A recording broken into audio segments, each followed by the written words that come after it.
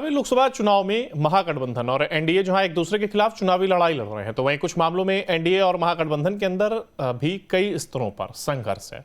पूर्णिया में राजद के बीमा भारती को टिकट दिए जाने पर पप्पू यादव के निर्दलीय लड़ने का मामला अभी गर्म ही है, तो वहीं एनडीए के भीतर समस्तीपुर लोकसभा सीट पर जेडीयू के भीतर के दो नेताओं के बीच ठन गई है। एनडीए के अहम सहयोगी चिराग पासवान ने जेडीयू नेता और नीतीश सरकार के मंत्री महेश्वर हजारी पर बड़ा हमला बोला। उन्होंने कहा कि ये वही लोग हैं जिन्होंने अनुसूचित जाति को तोड़ा है, ये वही लोग हैं जो रामविलास पासवान जी के खिलाफ लगे रहे हैं।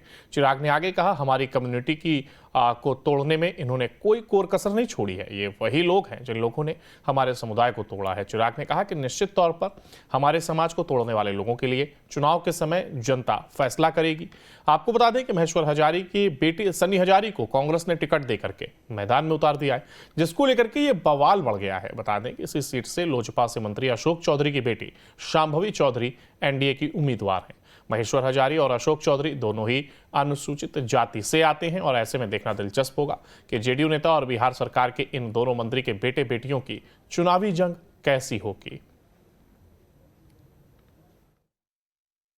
भाई देखिए, ये जिनकी बात हो रही है वो हमेशा से वो परिवार पासवान परिवार के, हम लोगों के और पासवानों के खिलाफ है।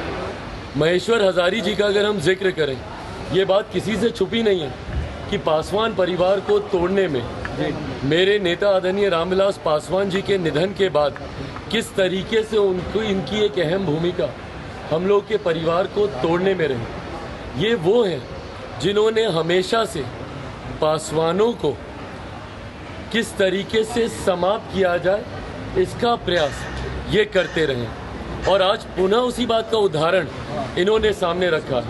आज ये उनकी पार्टी के साथ चुनाव लड़ रहे हैं जिनके घटक दल ने मेरे परिवार को गाली दी। इन्होंने हमेशा से रामविलास पासवान जी के विरुद्ध राजनीति की। 2009 का उदाहरण हम लोग के सामने ही है, किस तरीके से रामचंद्र पासवान जी हमारे चाचा जी के सामने इन्होंने चुनाव लड़ा।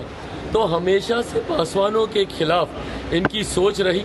आज मुझे ताज्जुब होता है, और ये हम लोग को परिवार का अपने कहते हैं, पर आज उनके साथ मिलकर ये चुनाव लड़ रहे हैं जिन्होंने हमारे परिवार को, हमारी माँ को गाली देने का काम किया।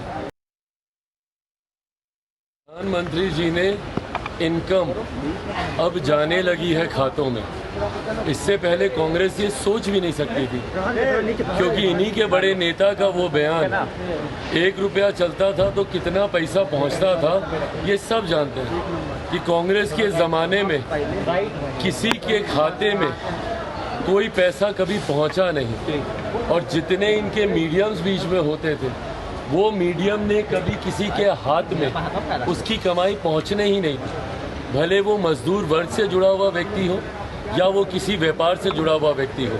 ऐसे में आज ये पिछले 10 सालों में हमारे प्रधानमंत्री जी की ही देन है कि भले वो बेनिफिशरीज हों, वो लाभार्थी हों जिनके अकाउंट्स में डायरेक्ट ट्रांसफ़र जा रहे हैं, इन तमाम चीज़ों का प्रबंध अगर किसी ने कराया, अगर ये प्रबंध नहीं होता ना, तो आज की तारीख में कांग्रेस ये सोच भी नहीं पाती।